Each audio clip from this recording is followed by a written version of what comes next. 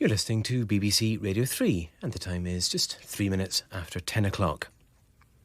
Tomorrow, Karlheinz Stockhausen celebrates his 70th birthday, and to mark the occasion, Mark Russell now presents a portrait in words and music of this most colourful and controversial composer.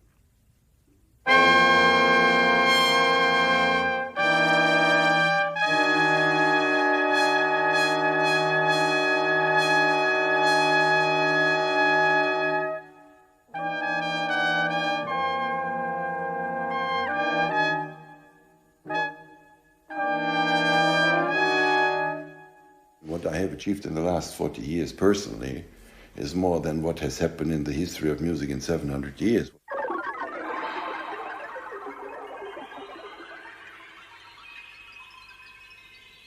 He's got a very big historical view of himself and of music generally. He's interested in almost everything. You know, he can tell wonderful stories. He's traveled the world. He's spellbinding.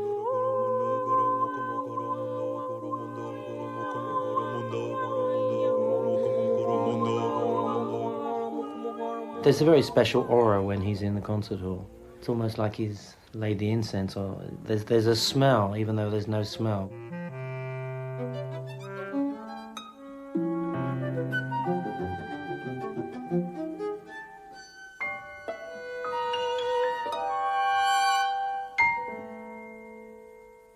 If he just had a Volkswagen, he could do something with it. Not something, but something extremely refined and musical. He turns everything into music.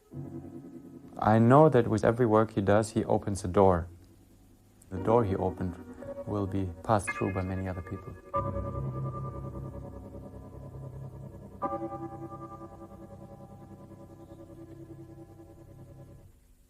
The thoughts of just a few people closely connected with Karlheinz Stockhausen over the years. His son, the trumpeter Marcus, his partner, the clarinetist Suzanne Stevens, and musicians Irvin Arditi, Rolf Gelhar and Gregory Rose. The first half of this programme is a chronological survey of the life and music of one of this century's most controversial and influential composers. The second half we devote to a specially recorded performance of his 1959 masterpiece Contacta for electronics, piano and percussion. In fact, many of his pieces from the 50s to the 70s are commonly described as masterpieces. But his decision in 1977 to spend the next 25 years or so of his life writing one huge opera cycle called Licht has divided both audiences and critics. So, over the next 50 minutes, we get the opinions of friends and musicians who've worked with Stockhausen. We start with the man himself. 2 weeks ago, I visited him at his home just outside Cologne, and he talked about his musical experiences as a teenager growing up during the Second World War. In particular, his harrowing work in a battlefront hospital. There was an old piano in that old castle where there was a front hospital about 30 or 40 kilometers in the back of the battlefield in the west of Germany after the invasion of the Americans and English. And bombing every night, we had about 300 to 500 wounded soldiers who were brought every day into the courtyard. And I would play while in the same room some of the soldiers were dying. So I could, with music, give joy to those soldiers who were, at the moment, really hopeless. They didn't know what would happen in the future. I felt very strongly that music could have a very positive effect on people who feel miserable. I was a loner because I had lost both parents early in the war, and at the end of the war I had to make a living, leaving school, and I conducted an operette. Then I played in many bars, restaurants for many years to make a living.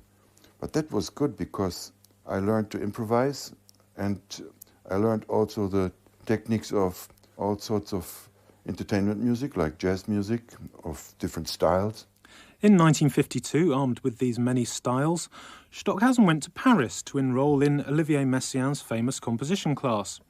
The composers Rolf Gelhar and Kevin Volans, both former assistants to Stockhausen, take up the story. The effect of the Second World War was absolutely major on everybody at the time, and it had a sense that everyone was desperately trying to create an international language. And international being something other than individual. They were really working collectively to solve, as it were, problems of music. The early years were extremely difficult. You know, just after the war and the early days of the serialists, people were sniping at them from all corners.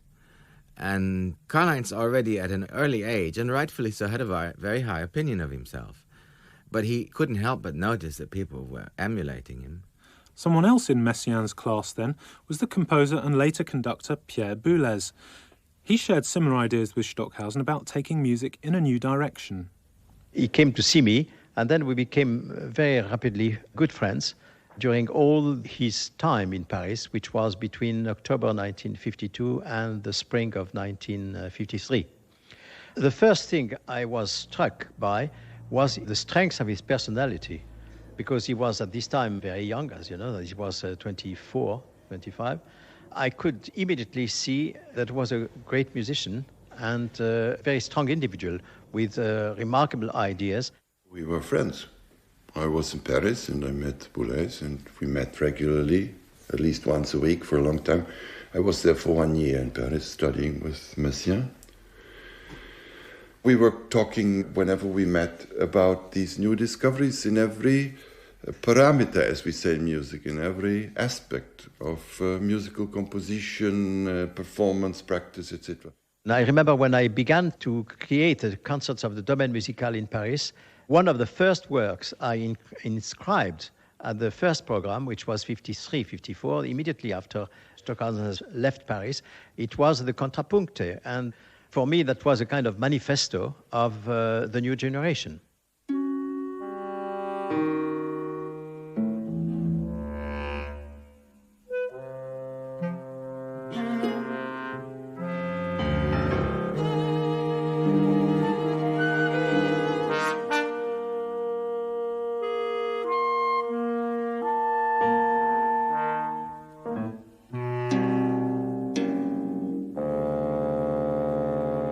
Contrapuncta. In that same year, 1952, Stockhausen started experimenting with musique concrète. This is an early form of electronic music which uses real sounds recorded and manipulated on tape. Rolf Gelhar explains.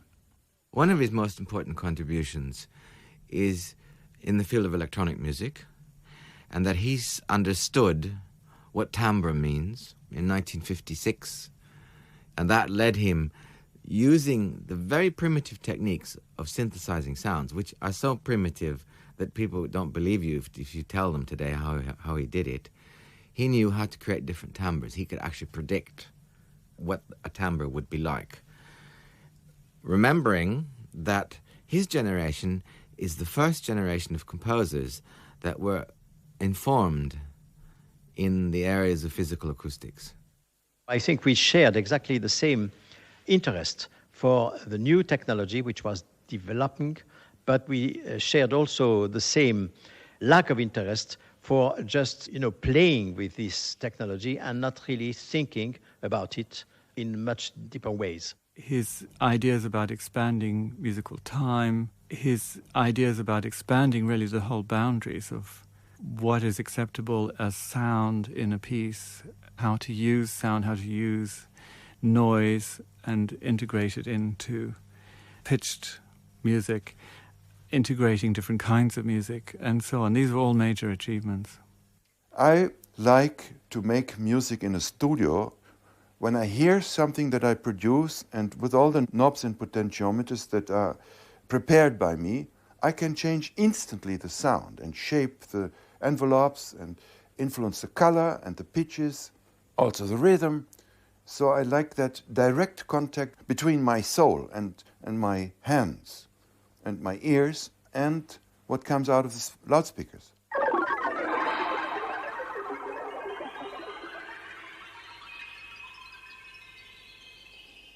The invention of tape and the tape recorder and the invention of electronic music just really altered the way people listened.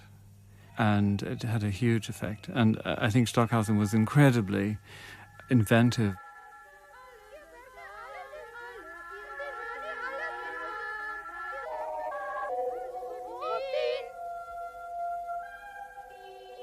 A work now regarded as a classic is Gesang der Junglinge, composed between 1955 and 6. It mixes electronic sounds with a recording of a choir boy singing syllables and words from the Song of Youths in the Fiery Furnace from the Bible's Book of Daniel. I spoke to the composer Jonathan Harvey, who's also written one of the seminal textbooks on Stockhausen's music. I think it gave, in the incorporation of the boy's voice, an entrance door into electronic music. It is the time where everything started. For the first time I have realized synthetic sounds and synthesized sounds.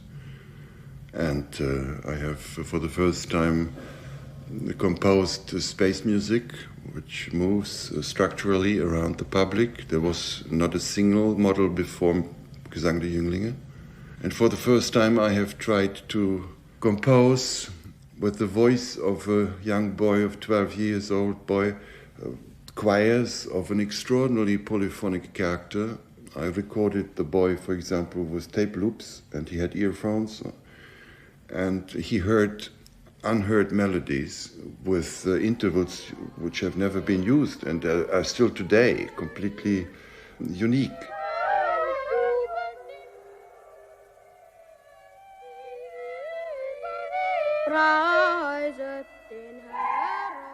Once the boy entered into it, it became something with emotional meaning, something with spiritual meaning. It is a sacred text, of course, from the Bible. And one could see that it represented the fresh vision of a young man speaking through a young boy, speaking a language which was alive and vivid.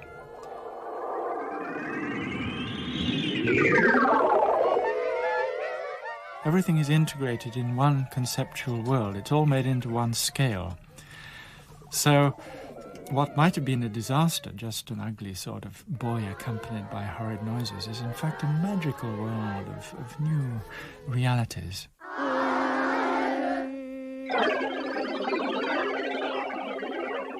This work is timeless, and it will be forever.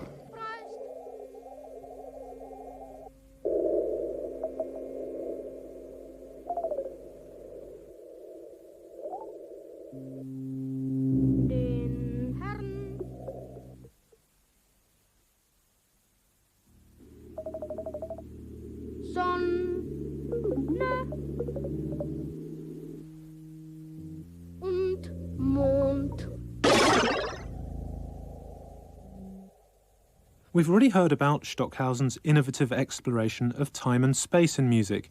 Well, one piece that obviously uses these concepts as its basis is the massive Gruppen, composed between 1955 and 57. Not only is it written for 3 full-scale symphony orchestras, but it also needs 3 independent conductors. The American composer and pianist Stephen Montague worked with Stockhausen in the 70s, and he puts this piece in its historical context. Germany was in a state of collapse and was having lots of money pumped into it by the West. And Stockhausen was a kind of perfect candidate for elevation to some sort of heroic status of being a bright young genius to come onto the scene and to be given all the kind of funds that a composer would dream of to realize his wildest ambitions. So Gruppen is a kind of result of this, where he is the talent of the time and given, I don't know how much money to produce a piece that is truly spectacular from the sheer size of the forces. And it's something that really wasn't happening that much in other countries. I mean, Germany had every reason to want to come back from the dead. And Stockhausen, I think, arrived at a perfect time in the history of German music to be pushed into this pedestal of famous composer immediately. And he had the talent to back it up. One of the conductors at the first performance was the young Pierre Boulez. Recently, I performed again the Gruppen after 40 years, and I conducted exactly the same orchestra, the Orchestra No. 3, that I conducted in 1958. And the most astonishing thing was that I was surprised how I could conduct at this time, with absolutely no experience or practically no experience of a big orchestra, this work, which is quite difficult. I know that we rehearsed quite a lot. The 3 conductors were Stockhausen, without any kind of experience of any orchestral conducting. Maderna was the only one of the 3 of us who had an experience, And myself, what practically very, very little experience. I had experience with chamber groups, but never with a bigger group. And the technical problems are quite big. The relationship between the three orchestral conductors especially is quite difficult. And I was so busy with myself at this time that I have no precise memory of how the performance went.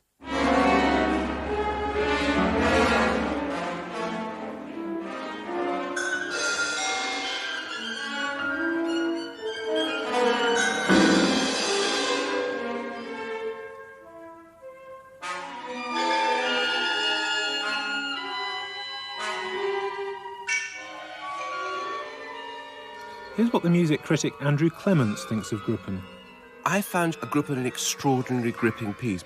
And what I've always thought about Stockhausen, even almost up to the present day, is in fact what an incredible dramatic sense he's got and how he is instinctively a dramatic composer. And I thought a lot of the effects and the use of spatial effects in Gruppen were simply extraordinary and spellbinding.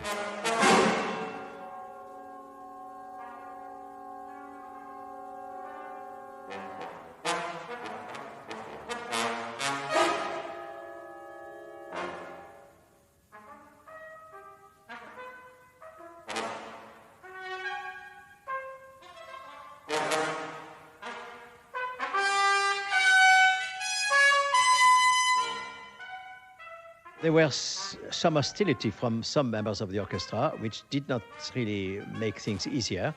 And also, they were certainly aware of our lack of experience.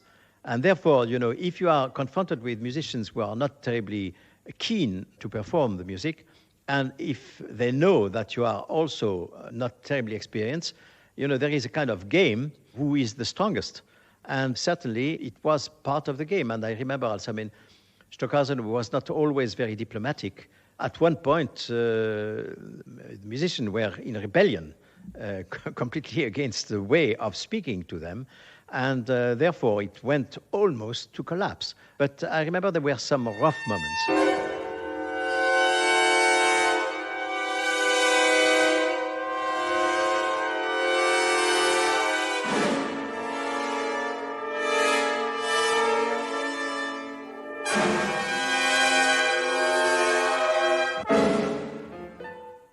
People who came to this performance came convinced that it was a very interesting work and it was worth listening to it. They were very, very enthusiastic, I remember.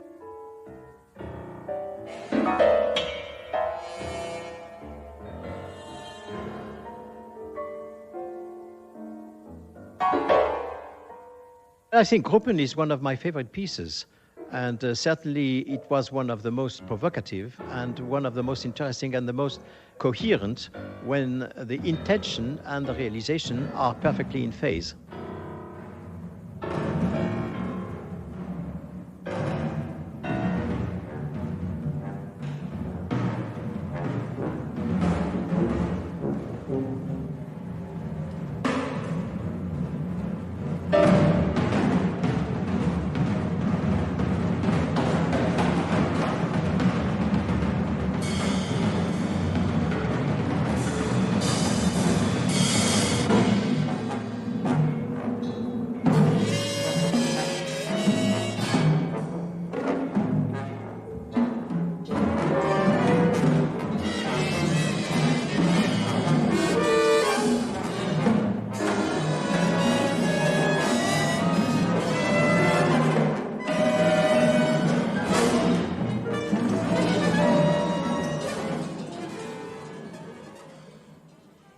Stockhausen wasn't just a radical composer, he was also an inspirational teacher. He started new music courses in Cologne in 1963 and later held visiting professorships at 2 American universities. And his students were certainly a cosmopolitan bunch from all over the world. And they didn't just come from the classical tradition. Holger Czukay attended his classes and went on to form the experimental rock band Can. He remembers his first encounter with Stockhausen. I was a pupil still at school, and studying in the Conservatory of Duisburg, that's a sort of an industrial town. Stockhausen came along, and with us, that was about 1958 or 57, I think. and was performing and giving a speech to the audience and making a performance of his Zyklus for one drummer and his electronic music, Gesang der Jünglinge. And suddenly he was very, very interesting speaking to the audience. And suddenly one man raised his hand and said, "Mr. Stockhausen, what you are doing here is just to shock the audience with these strange sounds. I think you want to make a lot of money out of this shock." And Stockhausen answered, "I tell you something. The only thing why I do that has purely musical reasons. And if you think I'm in just for the money, I tell you, I have married a rich woman. I don't need that money." And for me, I was very, very much alarmed, and I thought, that is the right man, you must be near him. And so I studied with him about 3 years, and was looking for a rich woman, of course. That is another story, but it's nearly like a half a book, how to do that. Well, I wondered what else he learnt from Stockhausen. We had to be professional trained composers there, but I was nothing.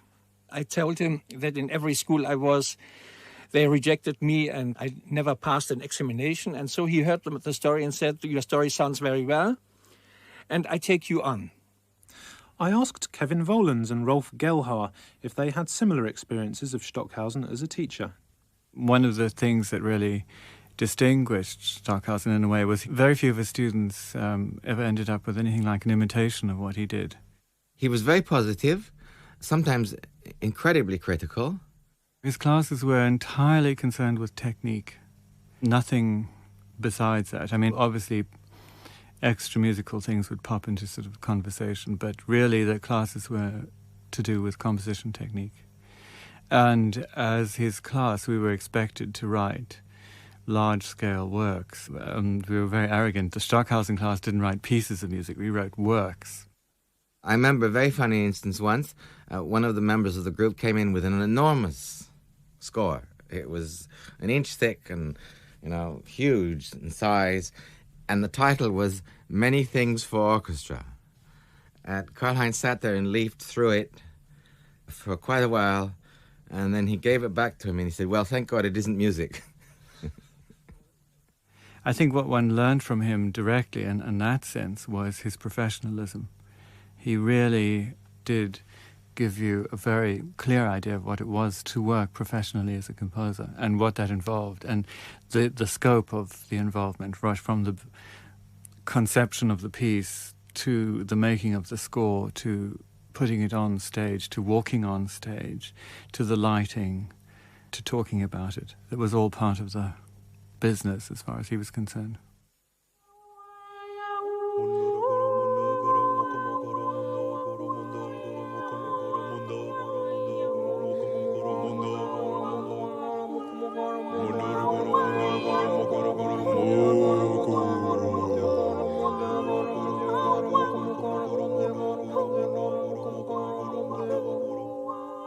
In 1968, Stockhausen composed Stimmung, another piece now widely regarded as a classic.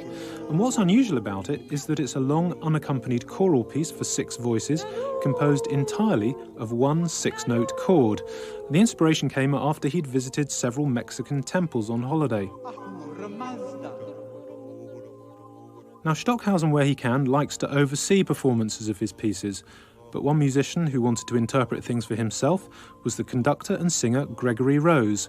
As director of the group Sing Circle, he was one of the first in England to perform Stimmung.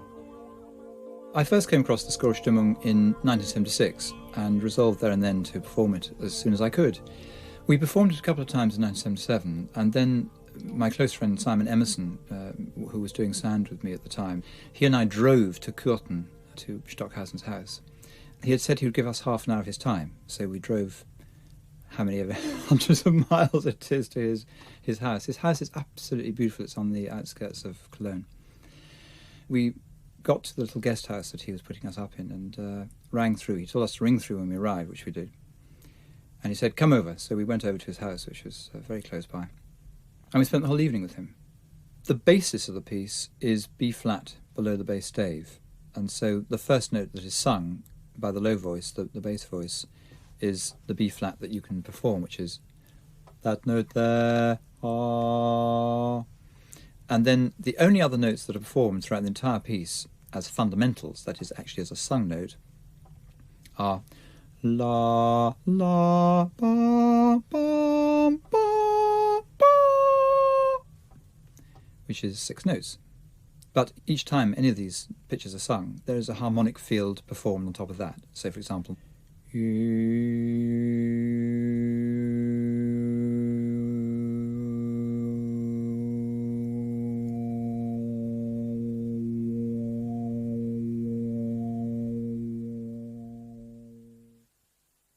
Stimmung was a piece that, for the first time, to be quite obvious, stuck for so long on so few pitches, on just one spectrum, or chord, if you like, which is actually a harmonic series, and has to be tuned very precisely, hence the title, tuning, Stimmung, or voicing, or even mood. It has many meanings in German. But Stockhausen's preferred meaning is tuning, I believe. The tuning of this chord must be very beautiful and very precise, with a flattened seventh and so on. Stimmung is the most remarkable piece. I mean, it is 75 minutes of only one chord, articulated with different overtones and harmonics. It's living in this beautiful tuning, just dwelling in the consonances of the intervals and the sheer beauty of Pythagorean interval. And with a good intonation, you can somehow dwell in them and achieve great purification. This was Pythagoras' belief. He believed in calling his disciples mathematicians, and by that he meant something very musical, because he believed music manifested mathematics. It's exactly the same as Stockhausen's view of Stimmung.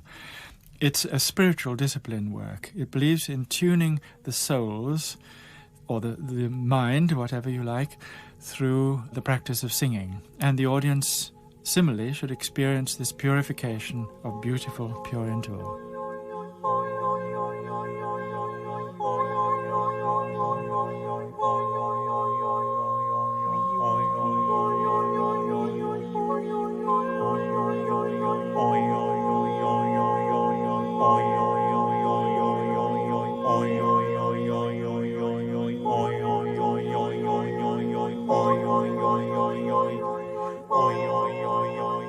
I think the extraordinary thing about Stimmung is that it's a self-defining piece, that it doesn't come from anywhere in particular, and it doesn't go anywhere, actually. There was no way that Stockhausen could go on in the same way from Stimmung. It was a bit like Gruppen in that sense. He'd done it, and he had to go to somewhere else. But the way that Stimmung uses voices, uses its raw material, is unique, and it's just a totally self-enclosed experience. And I think one of the great works that Stockhausen be remembered for. The concentration is incredible. It's also very focused, because we sing round a table with very low light, just one light, and the whole is normally in darkness. And what is amazing is that after each performance, we actually feel very, very lively. I think because we've actually gone through those extraordinary little barriers.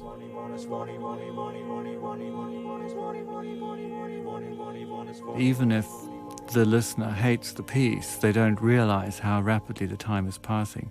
I'll never forget a performance where my professor was sitting in front of me and came out and raged afterwards, saying, I don't know how the man has the nerve to make us sit there and listen to that rubbish for 35 minutes. And in fact, he'd been sitting there for 75 and didn't know it.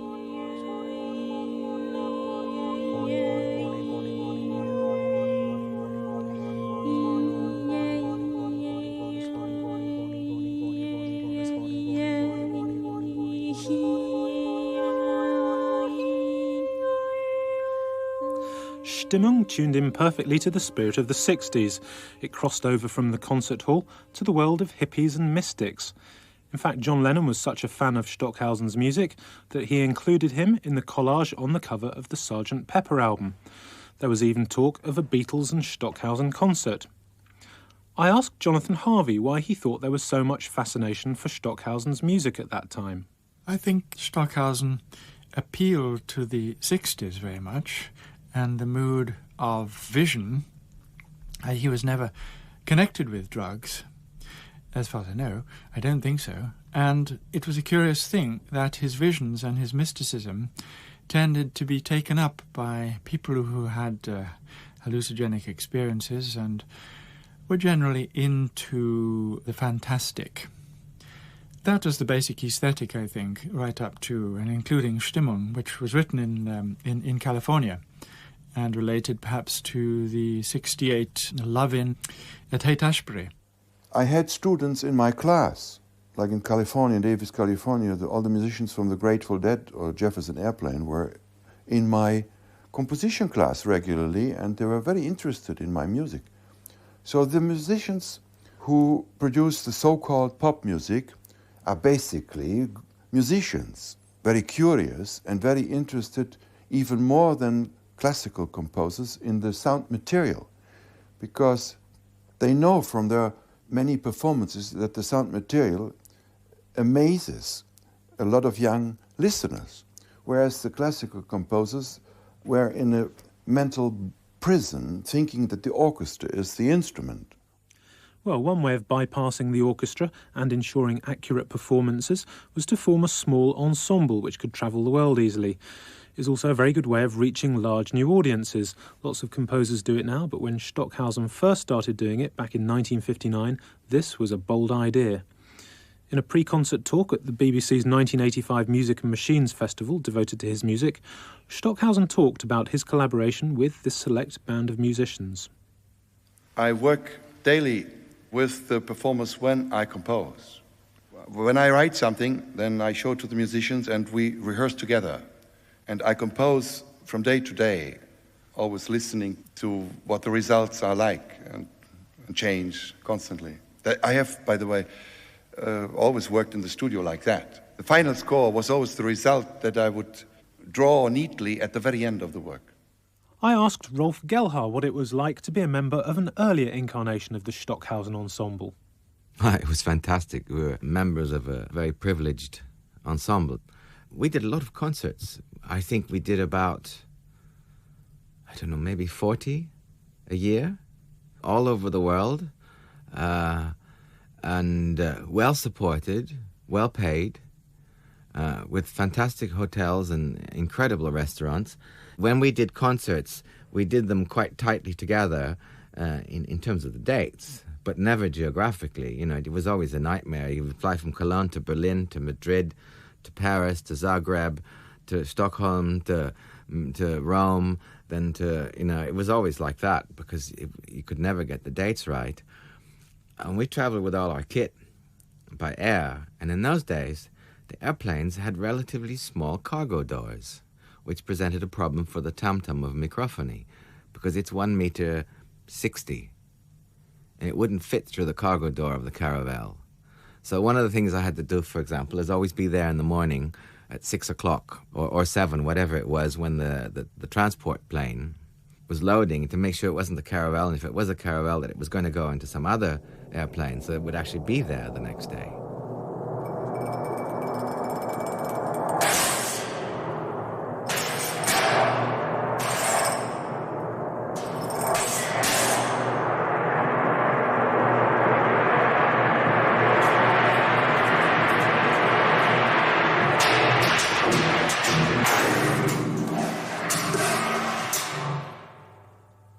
We had lots of adventures. One day I think I flew to Zagreb 3 times because some kit was left behind, and we had a concert in Geneva, and I had to go back, and I finally had to hire a private plane to get me from Bern to Geneva, and got there half an hour before the concert.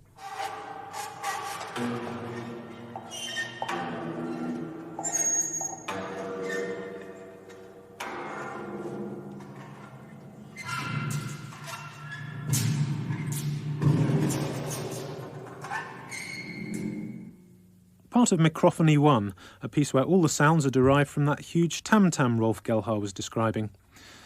Now, the ensemble isn't the only way that Stockhausen has controlled his own work. He now publishes his own scores, remasters his back catalogue, and releases new recordings. It's quite an enterprise, and while Stockhausen composes, Suzanne Stevens keeps things running smoothly. And that's the most important to him, is the fact that his works are circulating in the optimal level. And that's something only he can do, because no other publishing house who's responsible for other composers can afford it. He runs around in the same jeans and shirts for 30 years. You know, he doesn't buy anything for himself. He doesn't even have a car. But he puts all of his money into the scores and the CDs for his fans and for the people who are interested in music. And the same thing goes for the scores. Every score is a complete documentation of the works with complete photos and everything, which is, of course, a photo is worth 1,000 words. I think he's a control freak because he actually just wants to be in control of all the parameters. I mean, he is a very good musician, and he is very particular about what he actually wants to have done, and he feels that he knows how best to do it. I think he actually is just a perfectionist, and he wants to do things exactly the right way, his right way. Stephen Montague. What I don't like is the attitude that I heard here. I don't even need to mention the name, where someone says, you know, now we perform one of your pieces, and I know you have made a record, and I told my singers, we are not going to listen to the record so that we are to the maximum sure that we can be original. And I think this is the wrong attitude. During the BBC Stockhausen Festival in the mid-80s, Stockhausen gave a talk in which he mentioned that one performer of one of his pieces had the audacity not to listen to one of his recordings first. And he said that it was amazing that after all the work he'd done into this piece, that somebody should be so obstinate as to avoid listening to it. And that person was me.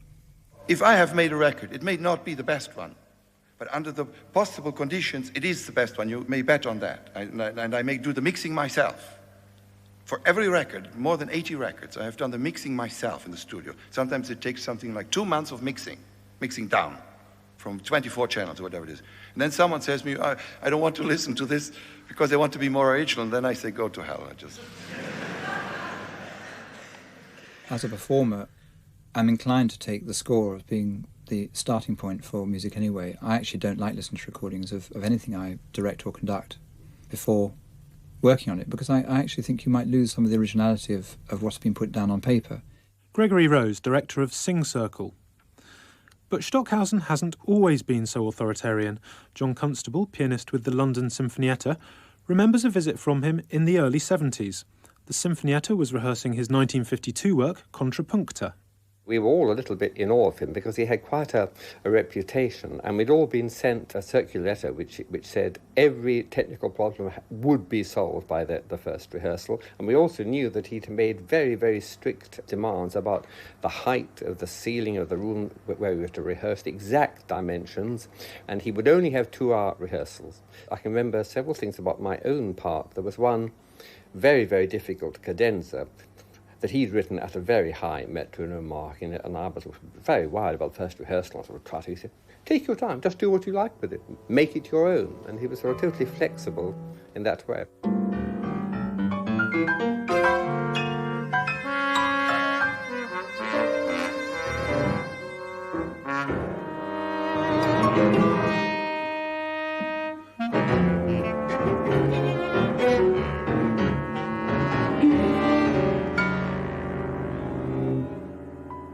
He had a very, very large hand, so he'd written enormous chords that really nobody could stretch. And he would say, where's the F sharp? I said, well, I can't possibly stretch it. He said, Stockhausen, you're a fool. It's quite all right. Now we'll work out what to do.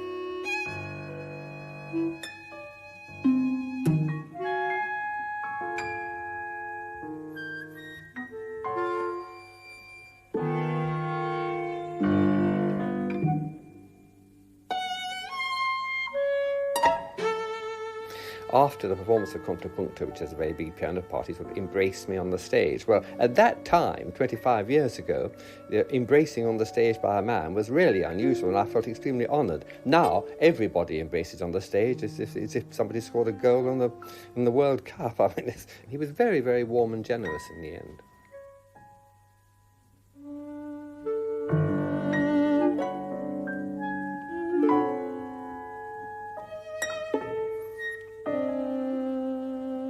Contrapuncta, with John Constable playing the piano part.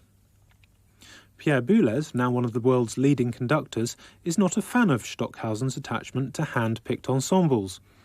When it comes to working with musicians, these two, who collaborated so closely on Gruppen back in the 1950s, have since gone in very different directions. My point of view was to enter the world of music and try to transform it also within the institution, And I think, on the contrary, Stockhausen tried to develop his activity with a small group of very devoted persons and without meeting any kind of disapproval. Because if you are confronted with an orchestra and try to perform the most recent music, sometimes you have a confrontation, you have downright hostility even, but you have to confront yourself with this type of reaction. And I think if you are with a group which approves you before you do something, for me that's less interesting. The musicians who perform regularly with Stockhausen include members of his family. Marcus, his third child, is a particularly brilliant trumpeter. He plays jazz and free improvisation, as well as pieces written specially for him by his father. But it hasn't always been easy being a Stockhausen. I do what I feel I have to do from day to day, take my own decisions, and I'm not waiting for his approval, or I don't fear his comment anymore. I do what I have to do, and I appreciate playing with him and performing with him the pieces I like. It's wonderful, and I feel part of his world and part of his music.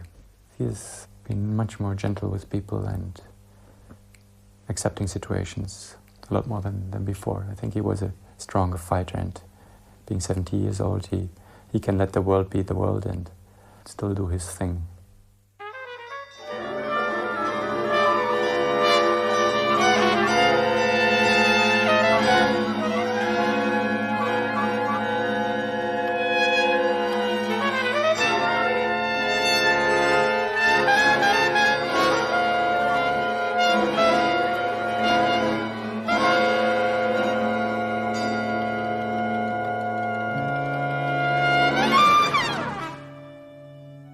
I think of all the music that I've heard in the Licht cycle, the one piece that's most impressive, and actually is a totally freestanding concert work, if you like, is Michael's Journey Around the Earth, which is the central act of Donnerstag.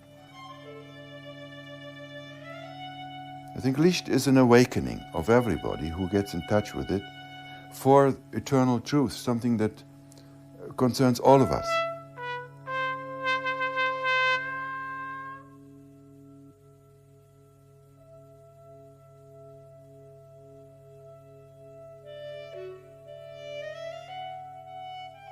Licht is Stockhausen's magnum opus. He started it in 1977 and planned for the whole cycle to take him 25 years to write. It's divided into 7 days, and each day is a separate opera. There are 3 main characters, Michael, Eve and Lucifer. And as well as the music, Stockhausen has also written the stories and libretto. It's very much his view of the world and incorporates striking visuals, costumes, choreography and lighting. He's completed 6 of the days, and he's currently working on the final part, Sunday. Each day is very much set in its own world, and I wondered if this was Stockhausen's idea of utopia. If you like, because the orientation in each part of Licht towards the spiritual existence, transcending human limits, is something that one can call utopian, because it is in my imagination and not yet realized in the world of today. The highest state of learning is to become entirely a musician, so that the listening and the forming of music becomes the highest human activity, the best spiritual training. One important thing, of course, is the question of dreams and dreaming. Particularly in the later works, it's become very apparent that the Licht cycle is, because it's staged, is visually and musically the equivalent of dreams. I'm very, very occupied by the organization of time in the universe and our planetarian time in our solar system, because I think that music is always related, my music is always related to the cosmic laws of movement and vibration. All elements really are integrated, I think.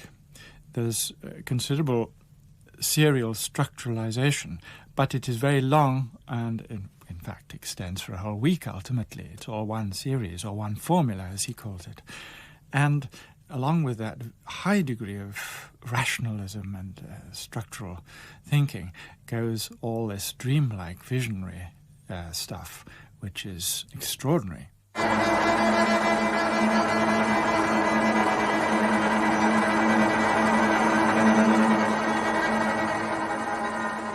One of the most unusual features of the opera cycle Licht is that each day is made up of lots of separate pieces that can exist as standalone works. One of the wackiest numbers is the Helicopter String Quartet from Wednesday.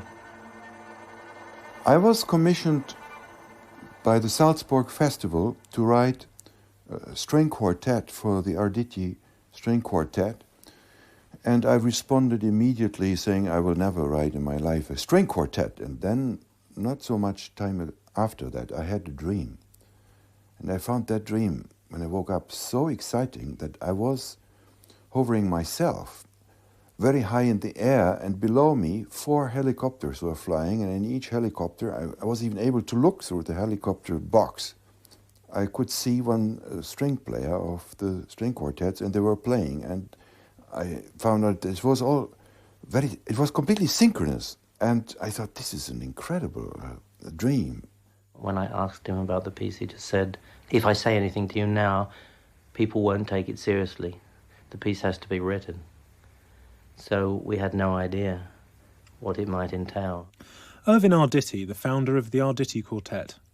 I would make a click track and then send the click track up with transmitters into the air with wireless communication, and then they would have earphones and be all synchronous, and then fly off and play together synchronously music which I would compose. We have to play a part of a string quartet, 1/4 of a string quartet, in a helicopter, not being able to hear each other. Unsurprisingly, perhaps, the Salzburg commission fell through, although it was picked up by the Holland Festival and the Grasshoppers helicopter stunt team. The Grasshoppers are a special hobby of the Dutch Queen, and the Grasshoppers make shows every now and then in Holland, in France, in Canada and other countries, and they had these fantastic French Alouette helicopters, which are very light, with glass walls that you can look through.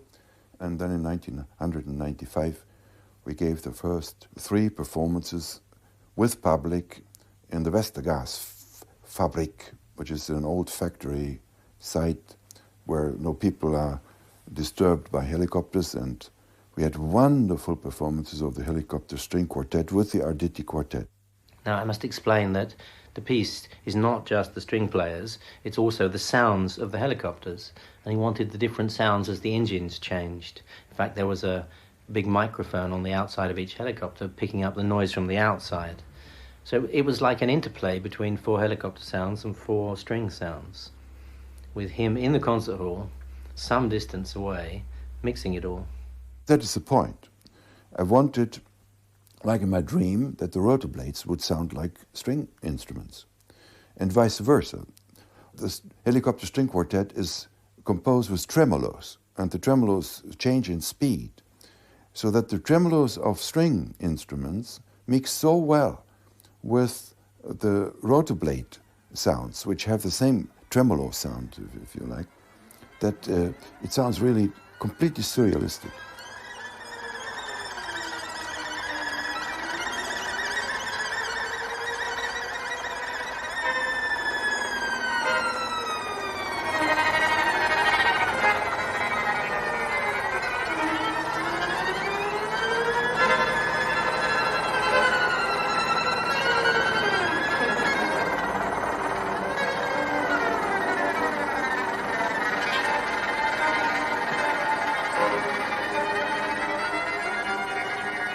So the audience see us in the hall on the monitors and hear us through speakers as we're being projected.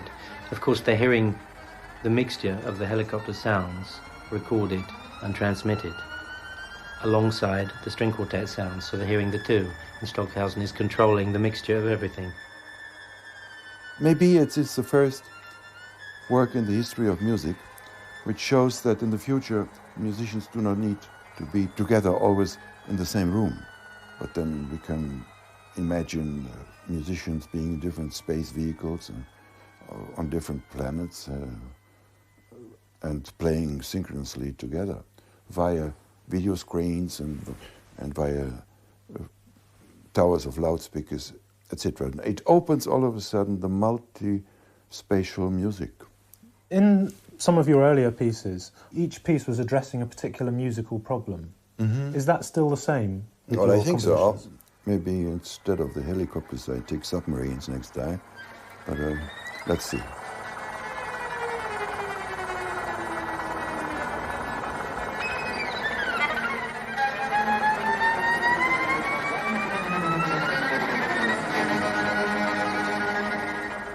Licht, as I mentioned, is not finished yet. Although most of the cycle has been performed, it's difficult to form an overall opinion and gauge its standing within the Stockhausen canon. The critics and musicians are certainly divided, though. While Andrew Clements and Stephen Montague are sceptical, Marcus Stockhausen and Jonathan Harvey are very positive. There's no doubt that in the Licht operas he has gone into a world of strange beings, Lucifer and Eve and Michael and so on, drawn from, as I say, dreams and visions and rather obscure mystical literature, which is not very much in tune with the times. He is expecting everybody to take everything he does on trust. And I think that is the real problem with Stockhausen now. He's lost that faculty of self-criticism, that he has reached a position, he's sort of aware of his own importance, and therefore he thinks he can do what he likes, and the audience will follow him. And I think that has been the real problem over the last 20 years. It's the Louis XIV syndrome, where you can't find anybody in the court that says, hang on a minute, this really is rubbish. Shouldn't we do X or Y? I mean, he is the supreme alpha and omega, and nobody contradicts him or you're out of a job. Hidden in Licht, there are many masterpieces, for sure. I know it, I felt it, I've heard it. In general, the whole approach of how he composed Licht and the individual operas seem to us now questionable, or maybe we cannot perceive his vision, and sometimes we are offended by his taste or his ideas. But with or without Licht, Karlheinz Stockhausen is still one of this century's most provocative and influential composers.